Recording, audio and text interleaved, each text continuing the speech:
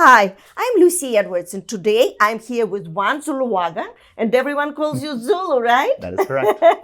And we're at a very special office. Actually, it's one of a kind. It's a Coldwell Banker Global Luxury office, and we're located in Key Biscayne and Brickell, right? So you are covering that part of Miami, which is prestigious and very luxury. So welcome to our conversation. Thank you. I would love to start with you. Well, first of all, how long you've been in real estate industry?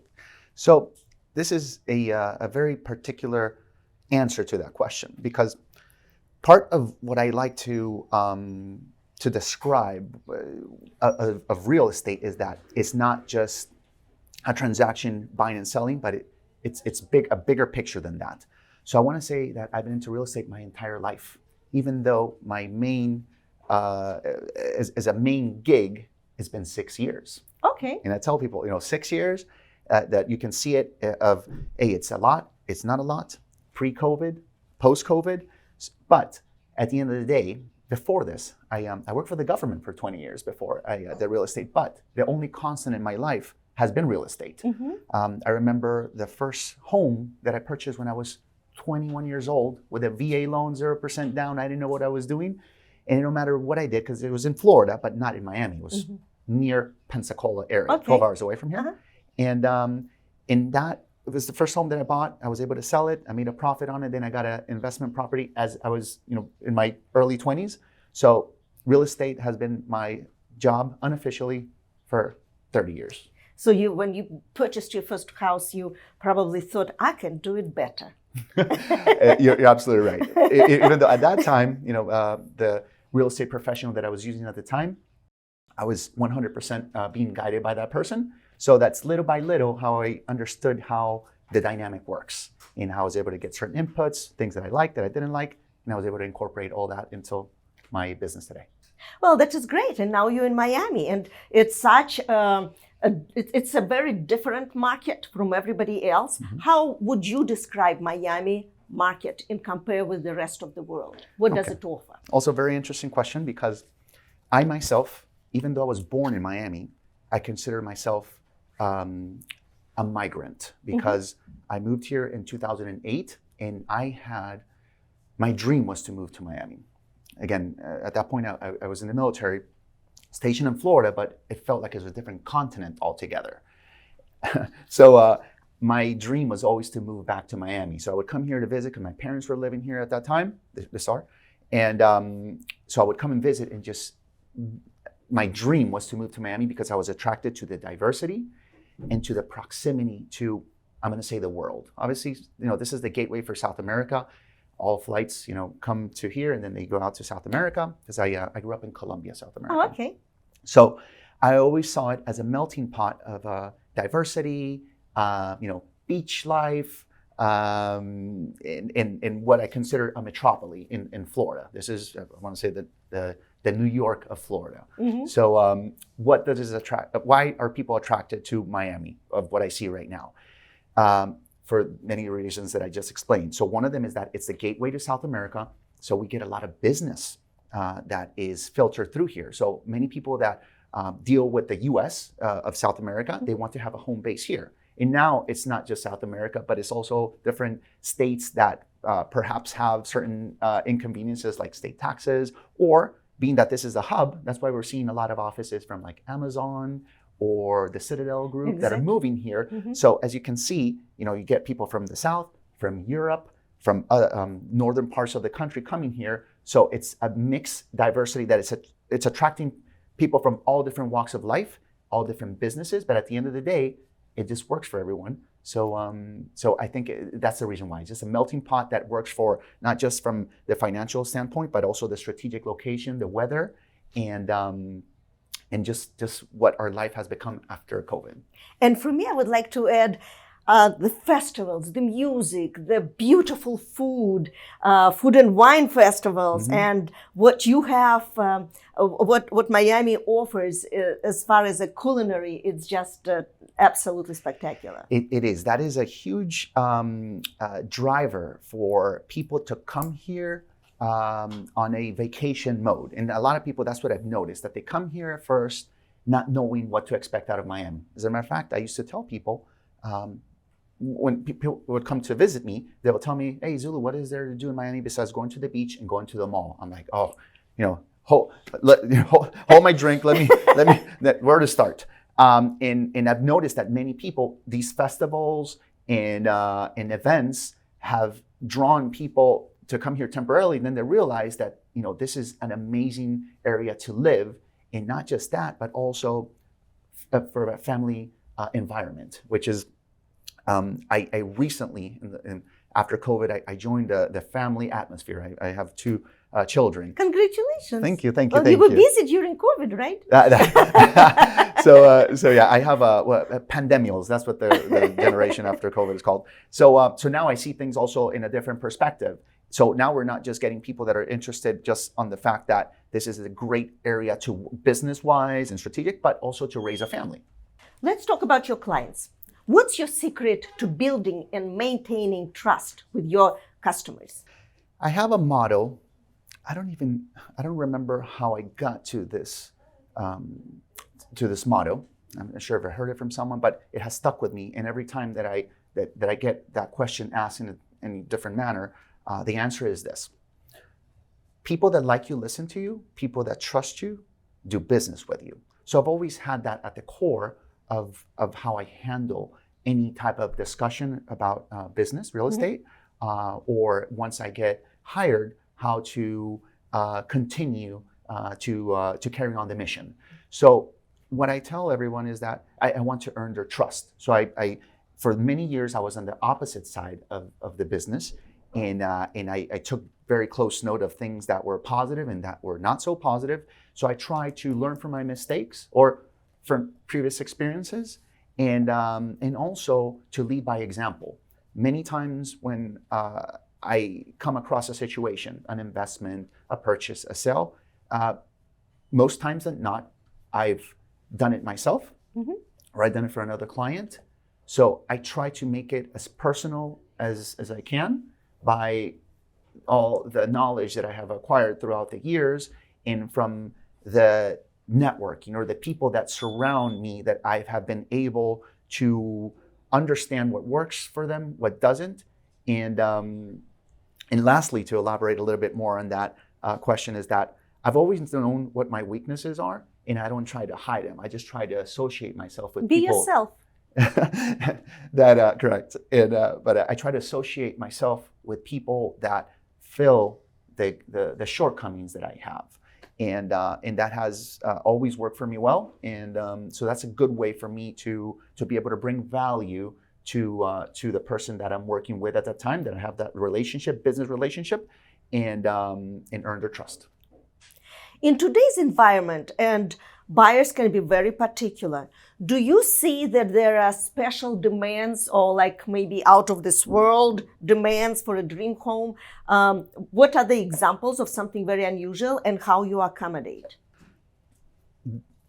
The demand has changed a bit. I know I'm bringing the term COVID often, but that's something that has set a precedent for the demands that we have now for buyers.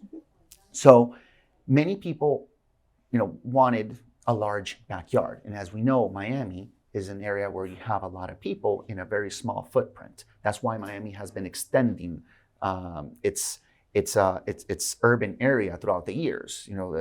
30 years ago, Broward wasn't what it was now. They're starting to have constructions near the Everglades, and it keeps expanding.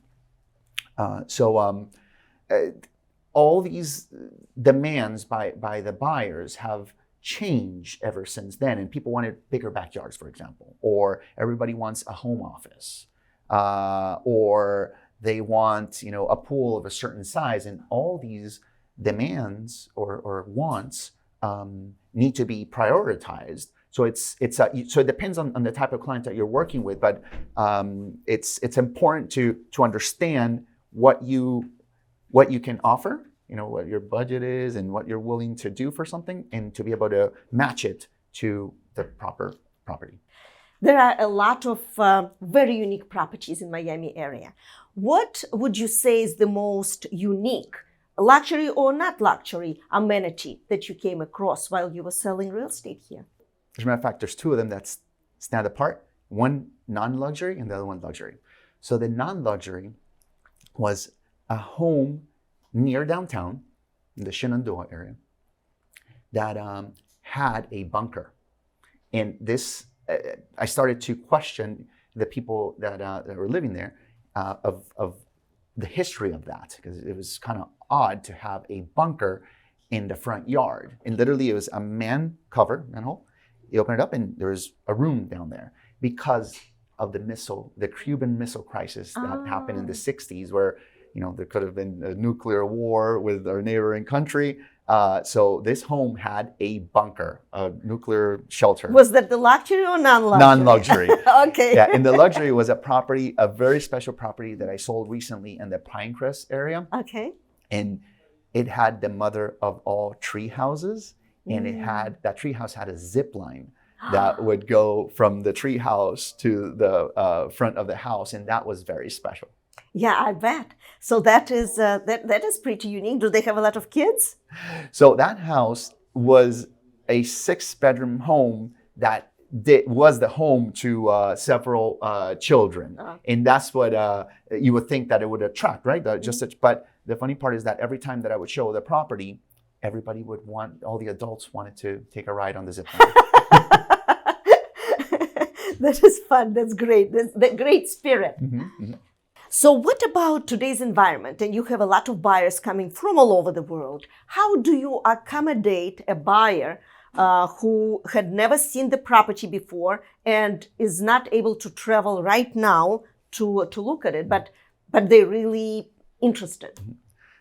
Very interesting question, because I'm going to elaborate a little bit on that.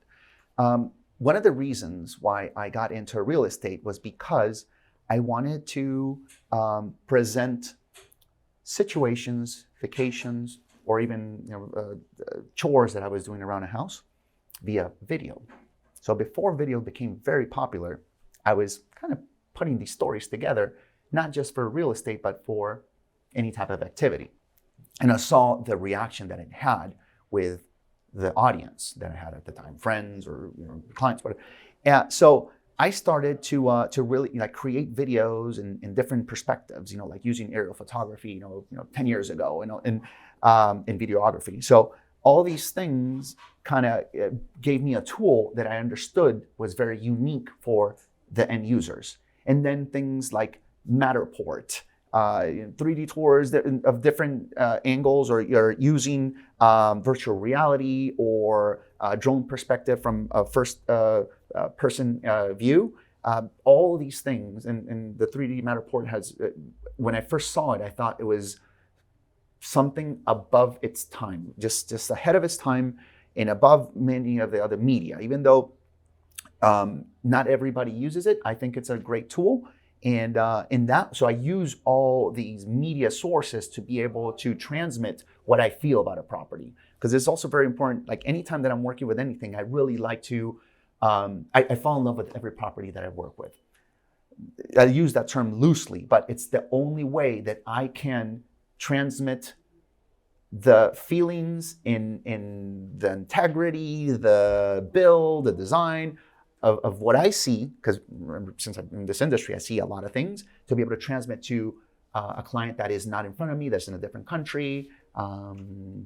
So I use all the media, the different sources that we have is what I use in order to be able to communicate to the potential clients. Well, Zulu, what advice would you give to someone who would like to invest in luxury? And let's talk about two sides, luxury and maybe like secondary home in Miami market. My advice will be to look at the investment long-term. Many people tend to use data from, and I like to break down short-term from a month to 2 years. Midterm can be between 2 and 5. And 5+ is long-term. So always use long-term mentality when you're making an investment. So what does that mean?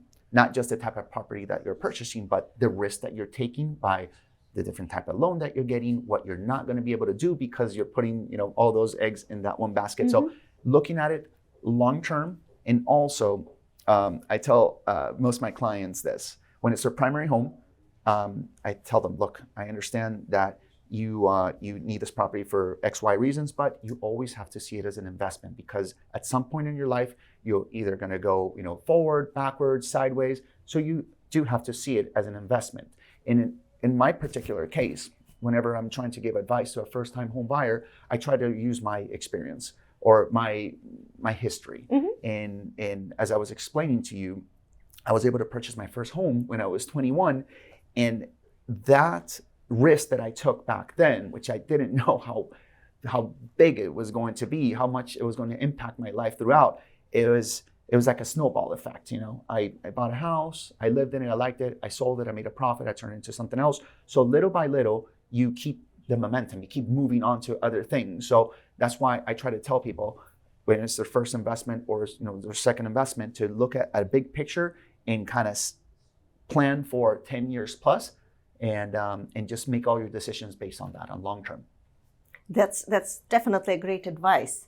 And you do have to think what's going to happen in another 10 years, and how you will, and do you even want to be here in 10 years, right? That's correct. But keeping in mind that then you can use your short-term data. So every year we keep getting a higher demand. More people migrate to Miami, the Miami area. And so that everyone needs a place to live. So that's when you start focusing on, okay, do I need to get a home because it's mostly families, an apartment downtown because everyone from a lot of the financial district from certain areas of the country is moving here. So that's why you target things long term, and you understand the cards that you have at hand, so you know when to double down or just to fold. Zulu, just in a few words, people like to do business with like-minded people. So what are your hobbies, what you enjoy doing, and how you relate to your clients? There's one hobby that ever since I've been a child has captivated my attention and my love, and it's motorcycles. I love motorcycles. I race motorcycles, I travel on motorcycles, and I have, so very like-minded people that are into it. I connect with them. So I do a lot. So for example, like this last weekend, I was in by the Tampa area. There's a motorcycle event. So I went there for the entire weekend and socialized with, obviously, like-minded people. That, in, as I mentioned, since after the pandemic, I became a parent. That opens up an entire different world of activities and of different ways to see the world, to see the city, to see Miami. So, different parks, going to the schools. Literally, right now I'm interviewing in different schools. So it's opened up a whole different window that I had not experienced before, even though I've been living here since 2008. Well, that is great. Well, Zulu, it was a great pleasure. Thank you so much. I learned so much about you and about Miami and Miami market. I wish you all the best, you, your family, your colleagues. So thank you, Zulu. Thank you. Cheers. Cheers, everybody.